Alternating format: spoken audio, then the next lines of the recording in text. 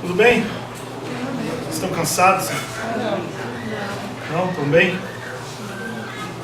Se eu ver alguém dormindo, eu vou tacar alguma coisa daqui de cima. Essa é a roda de Nescau.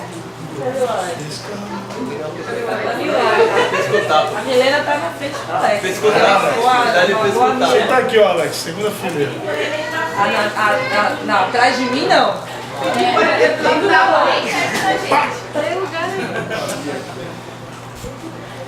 Estão preparados? Eu tenho uma leitura longa, para depois vocês lerem em casa também. Tá, né? Tá baixíssimo.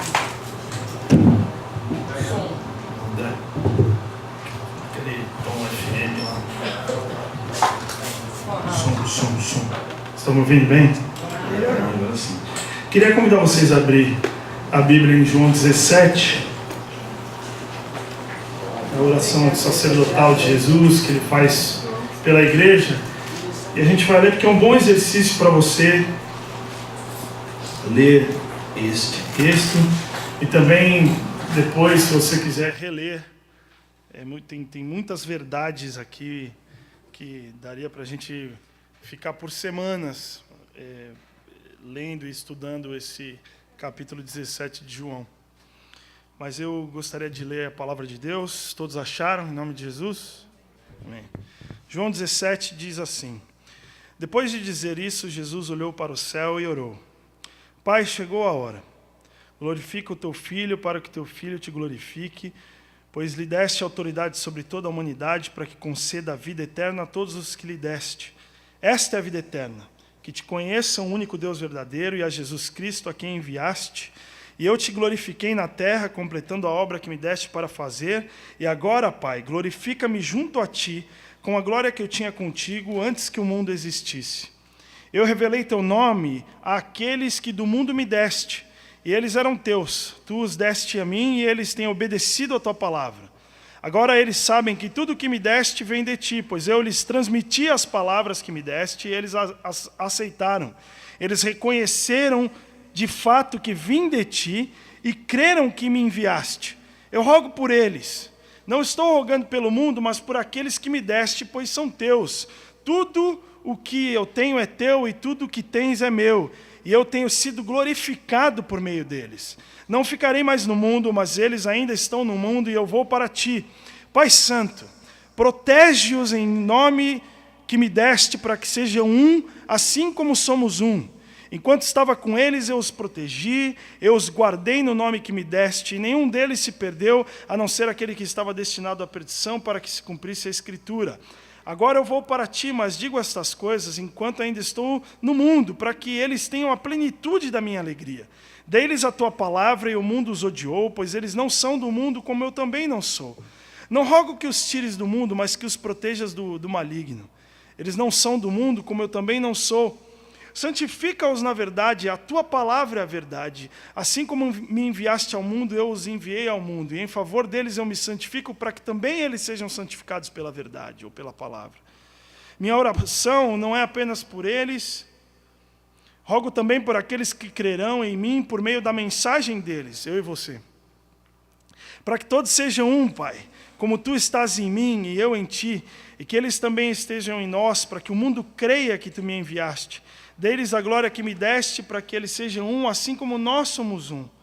Eu neles e tu em mim, e que eles sejam levados à plena unidade, para que o mundo saiba que tu me enviaste e os amaste, como igualmente me amaste.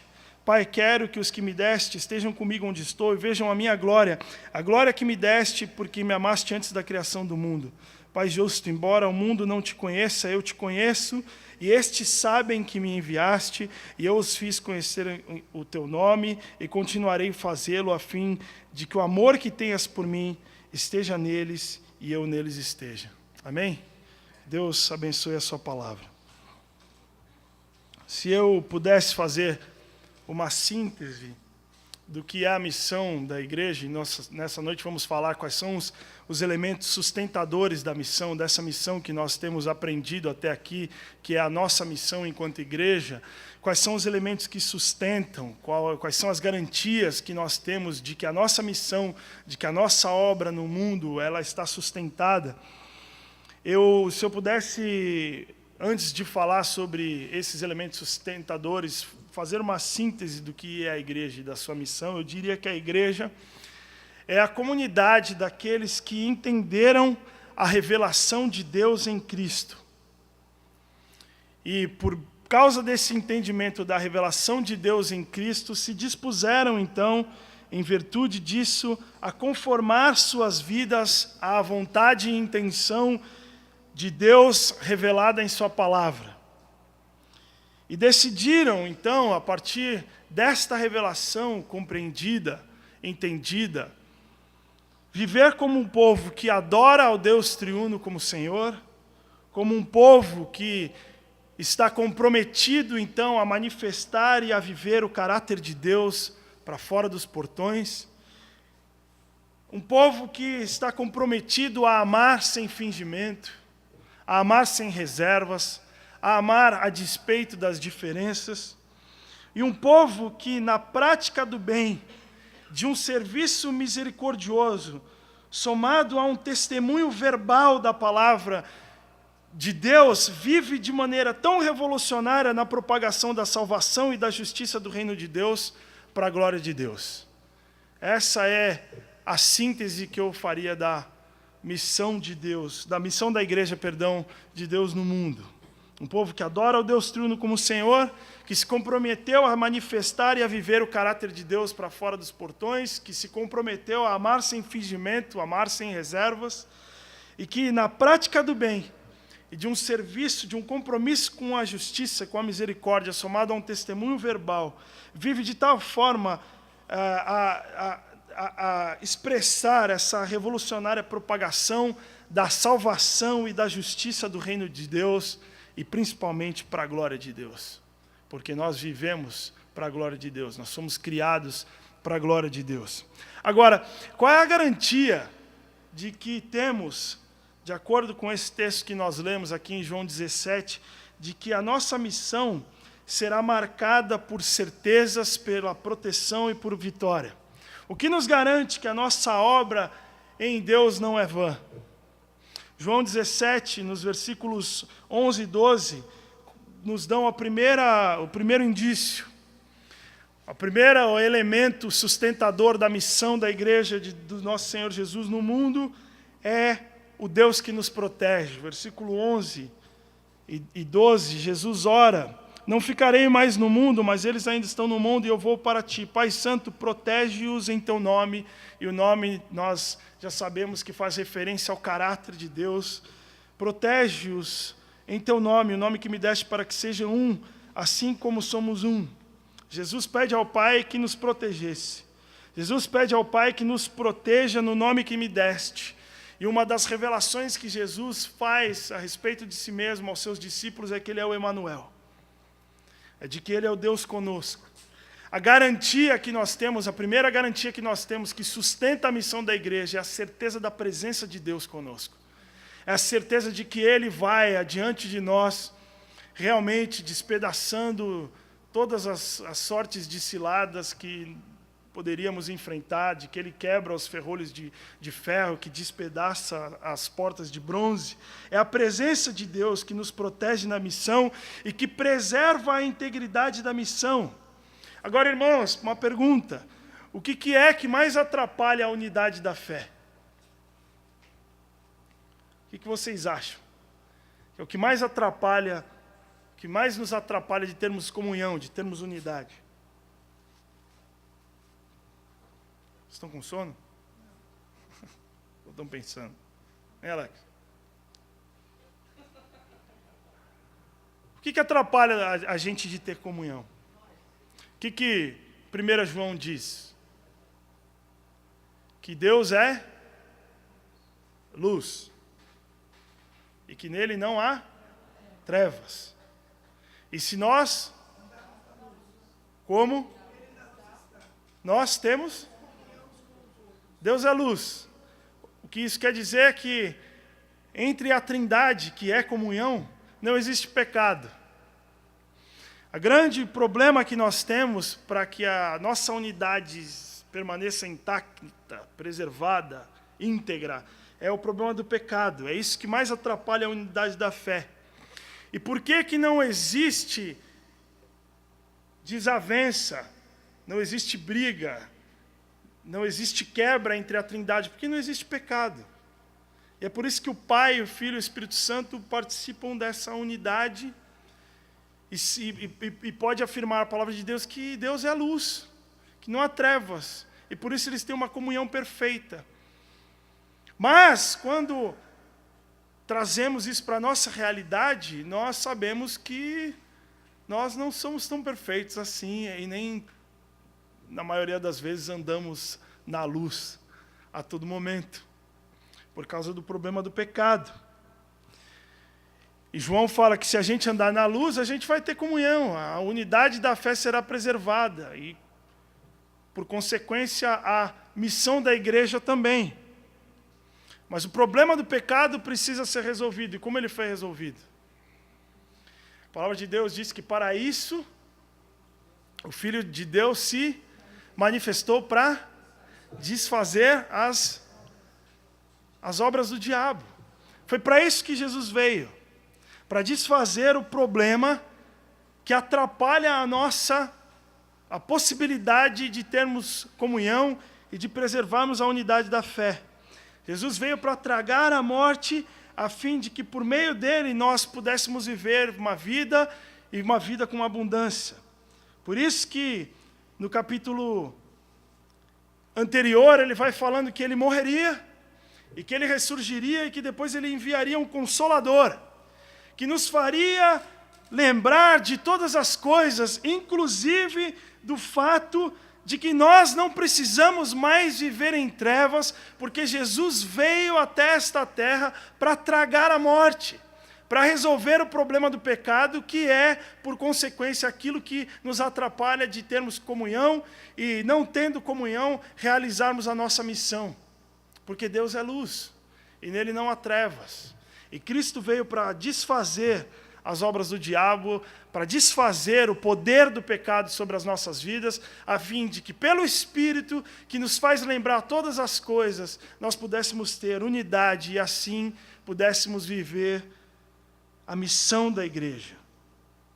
E o processo de Jesus, é interessante notar por esse texto que nós lemos, não passa por uma alienação histórica, uma vez que Jesus afirma que nós estamos no mundo. E ele ainda ora falando, eu não peço que os tire do mundo. Eu não peço, ó Pai, que eles vivam historicamente alienados. Eles estão no mundo, nós estamos inseridos nesse contexto. O que eu peço é que você, Pai, os livre do mal. Que você os livre do problema do pecado, porque é esse problema que tira a comunhão e atrapalha a unidade da fé. Não peço que os tire do mundo. Irmãos, nós precisamos continuar a sermos pessoas no mundo. Ainda que vivendo de maneira extremamente, completamente, absolutamente antitética ao sistema do mundo, nós estamos inseridos no mundo. Ainda que vivendo expectativas e manifestando comportamentos absolutamente diferentes do mundo. O perigo, segundo Jesus, aqui, que a igreja incorre, não é o mundo. Não é estar no mundo, mas é o mal, é o problema da maldade, que nasce com o ser humano, é o problema do pecado. E é por isso que Jesus ora, eu peço, não que os tire do mundo, mas que os livre do mal. E é isso que Jesus veio realizar. E quando nós colocamos a nossa fé em Cristo Jesus, recebemos o dom de Deus e a presença do Espírito Santo em nós, ele nos faz lembrar de todas as coisas, do poder do Evangelho que tragou a morte e nos faz viver nessa dinâmica do Espírito. O Pai é o Deus que nos protege. Esse é o primeiro elemento que sustenta a missão. Esse mal que Jesus diz aqui, às vezes se disfarça de religião, principalmente quando a igreja não vive a plenitude da missão. Mas Jesus vem e fala assim, olha, Pai, eu peço que o Senhor esteja com eles, que os proteja, que os guarde. Qual é a primeira garantia que nós temos? É a presença de Deus. É a presença do Espírito Santo dentro dos nossos corações, nos fazendo lembrar de todas as coisas, nos fazendo lembrar do poder do Evangelho, nos afirmando a cada momento na mente, no coração, todas essas coisas, nos fazendo lembrar que já foi tragada a morte, que nós não precisamos mais viver em trevas, não precisamos voltar para as trevas. Pai, eu peço que o Senhor os proteja, que o Senhor esteja com eles, que o Senhor garanta essa missão, que a Tua presença vá diante deles. A segunda coisa que sustenta a missão da igreja é a palavra que dá segurança. E aqui em João 17, João faz pelo menos 5 alusões à palavra explícitas aqui, como poder que nos equipa para as lutas que nós teremos que travar na história. E a primeira menção que ele faz é da palavra guardada, no versículo 6. Eu revelei teu nome àqueles que do mundo me deste, eles eram teus, tu os deste a mim, e eles têm guardado a tua palavra. A palavra, em outras palavras, aqui João diz que foi agasalhada, foi crida e agasalhada pelos discípulos em seus corações. Irmãos, a relação que nós temos com Jesus não é uma relação mística, gnóstica, uma relação mística amoral, mas a relação que nós temos por Jesus é por meio da sua palavra. E a grande tentação da igreja é sempre mudar isso. Sempre mudar isso.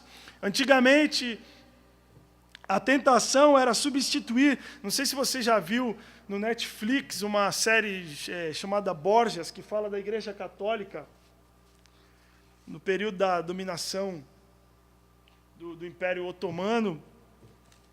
O perigo naquela época, a tentação daquela época era substituir esse guardar a palavra por um poder político, por um poder econômico, por rituais cristãos mágicos, como se algo pudesse advir daquilo.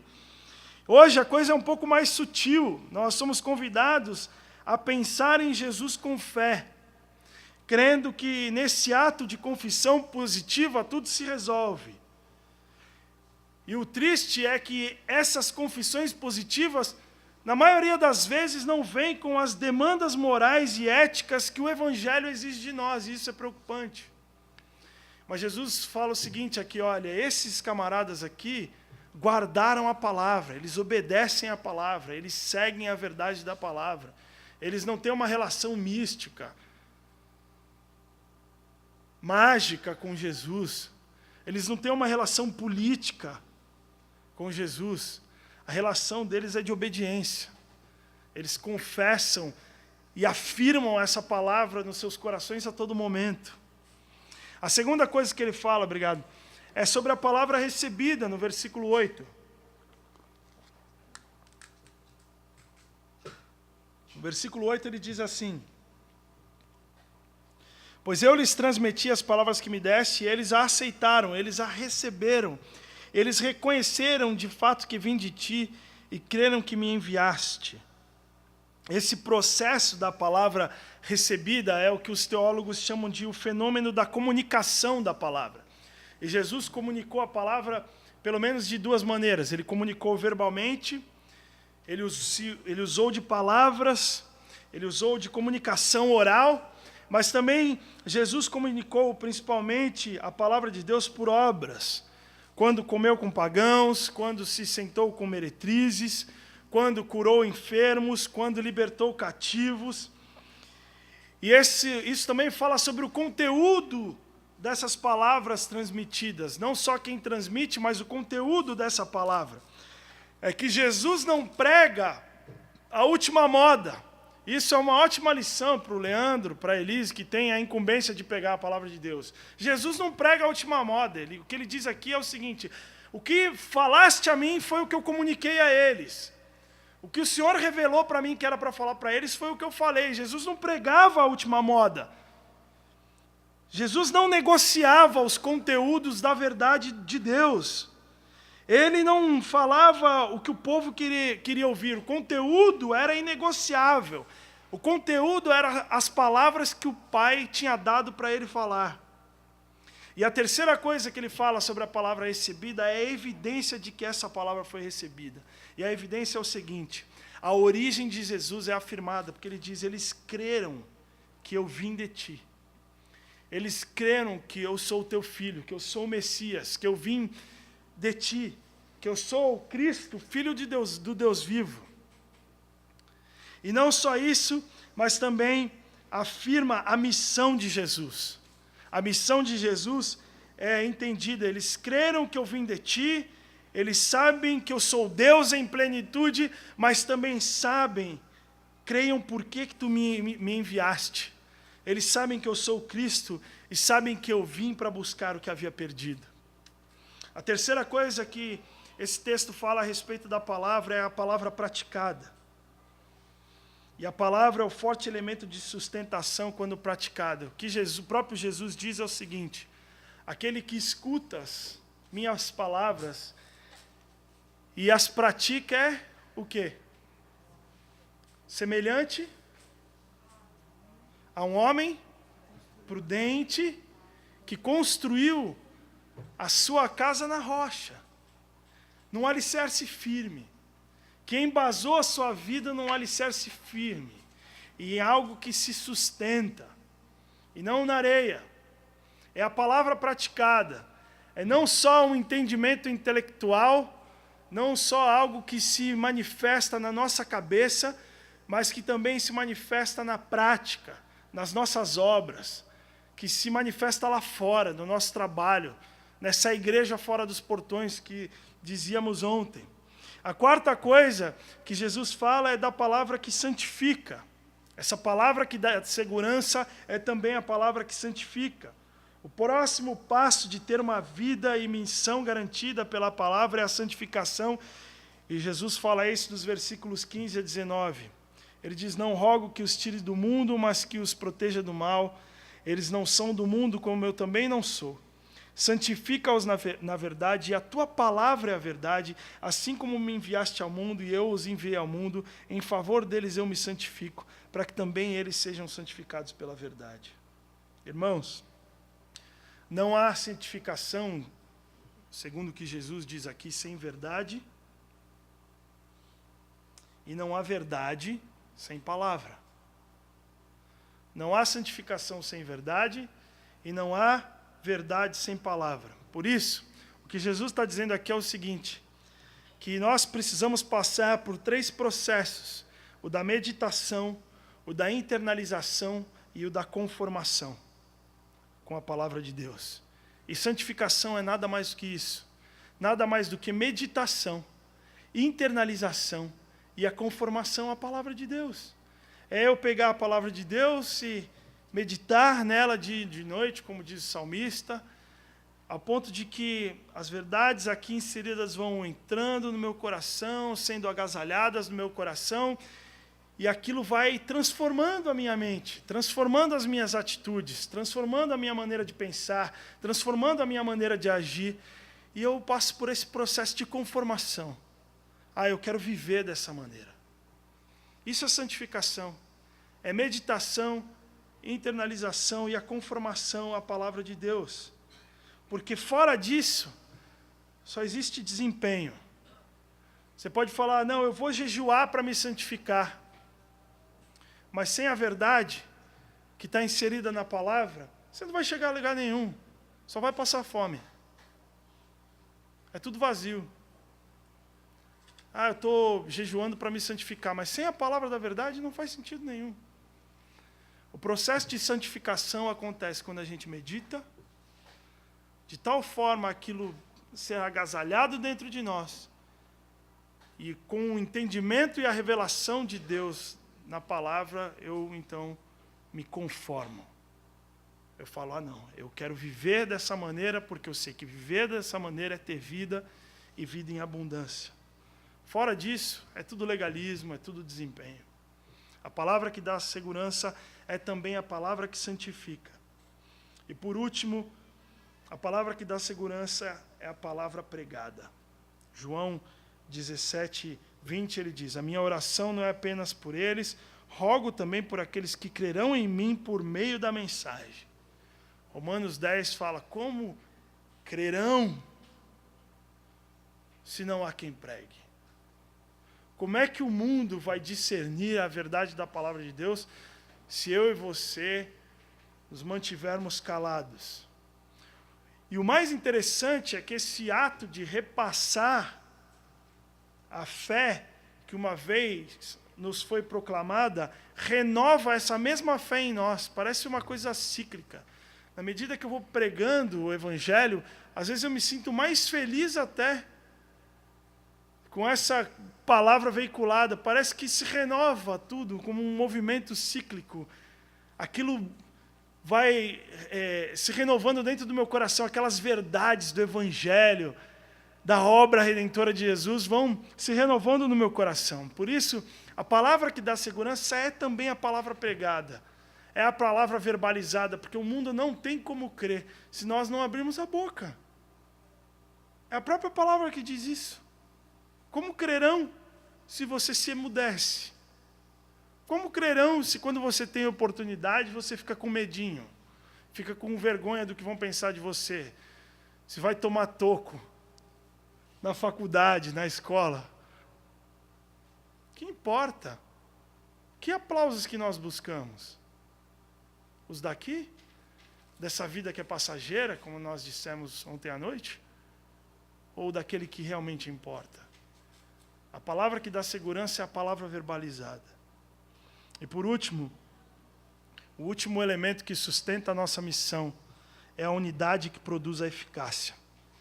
O elemento de sustentação e segurança da nossa missão é a proteção de Deus, a presença de Deus, do Deus Emanuel conosco, é a palavra que dá segurança e também a unidade do corpo de Cristo.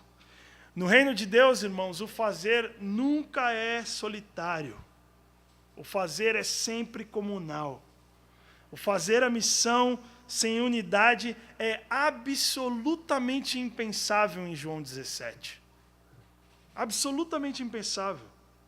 Jesus fala aqui de uma unidade orgânica, de algo que se manifesta através de ações de fraternidade, de algo que se manifesta através de um amor sem fingimento, de um amor diaconal, de um amor de serviço, de algo que se manifesta numa vivência objetiva de propósitos, de algo que se manifesta numa ação conjugada, de buscar realizar os ideais de Deus no mundo, de buscar ser sinal do reino de Deus no mundo, numa ação conjugada, de darmos as mãos, e de maneira conjugada, buscarmos no mundo os ideais de Deus, seja feita a tua vontade, assim aqui na terra como é feita no céu, e seja feita através de nós, dessa ação conjugada. É a unidade do corpo de Cristo que sustenta a missão da igreja. João 17, de 18 a 21, Jesus fala a respeito disso. Assim como me enviaste ao mundo, eu enviei ao mundo, e em favor deles eu me santifico, para que também eles sejam santificados pela verdade. E a minha oração não é apenas por eles, rogo também por aqueles que crerão em mim por meio da mensagem deles, para que todos sejam um. Pai, como tu estás em mim e eu em ti, que eles também estejam em nós, para que o mundo creia que tu me enviaste. Sabe o que é mais chocante?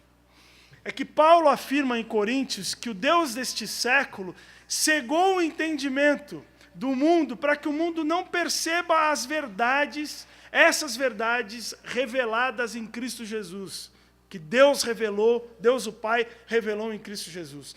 O Deus deste século cegou.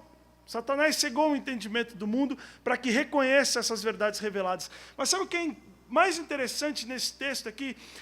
Jesus afirma o seguinte: olha, o mundo que não vê, o mundo que não discerne, o mundo que não entende, que não percebe, que não compreende, porque teve os seus olhos cegados pelo Deus desse século, vai ver, vai compreender, vai entender na medida que nós formos um.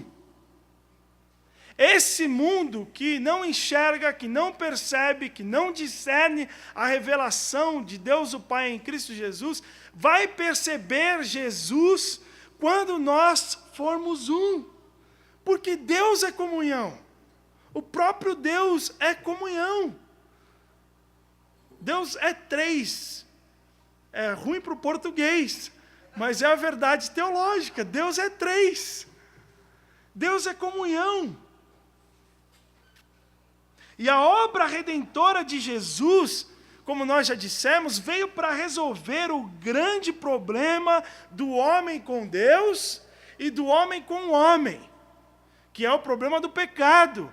Foi para isso que Cristo, Jesus de Nazaré, veio e habitou entre nós para resolver, para desfazer de uma vez por todas o problema da maldade, para que nós pudéssemos ter comunhão com Deus e para que nós pudéssemos ter comunhão uns com os outros.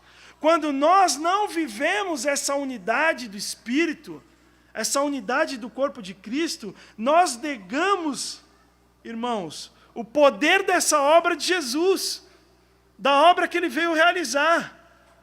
Por isso que João, em 1 João, afirma o seguinte: olha, se a gente falar que ama a Deus, mas não consegue amar o nosso irmão, nós somos mentirosos, não há verdade em nós, não há verdade na palavra que pregamos, não há verdade nesse amor a Deus, porque, se a gente afirma que ama um Deus que a gente não vê e não consegue amar a pessoa que a gente vê do lado, não faz sentido nenhum isso. Nós negamos a obra de Jesus quando nós afirmamos uma coisa e vivemos outra completamente diferente. Por isso a unidade do corpo de Cristo preserva, sustenta a missão da igreja no mundo. Caso contrário, nós estamos negando a obra que Jesus veio a realizar, que foi a de desfazer o problema da maldade. E não só isso, negamos também a natureza do Deus triuno. Porque se Deus é comunhão e Ele nos resgatou para si, Ele nos resgatou para que nós também pudéssemos ter comunhão com Ele e uns com os outros. Jesus afirma isso aqui. E se nós não vivemos em comunhão, não podemos afirmar que servimos a um Deus que é comunhão. A um Deus que é comunhão. Onde não há pecado. Um Deus que é luz. E principalmente, negamos o Espírito da glória. No versículo 22, Jesus fala, quando a igreja não consegue conviver com as diferenças, com as barreiras, então se quebra e se esfacela o Espírito da glória que teve o seu apogeu na cruz, onde o grande problema, como nós já falamos, que nós tínhamos, que nos impossibilitava de sermos um, foi resolvido pelo Filho de Deus. Quais são os elementos que sustentam a missão? É o Deus que está presente. É o Deus Emanuel. É o Deus que vai adiante de nós. É o Deus que garantiu a sua presença do nosso lado até a consumação dos séculos. O Deus que afirmou que estaria conosco a todos os momentos da nossa vida. Que a palavra diz que nenhum fio da nossa cabeça cai sem que Ele não permita. Veja como a vontade de Deus foi estabelecida na minha cabeça, na do Marcos. Esse Deus é o Deus que nos protege, o Deus que é criador e sustentador de todas as coisas, que é Senhor sobre todas as coisas, sobre a natureza, sobre tudo que existe, sobre tudo que há. Esse é o Deus que nos acompanha.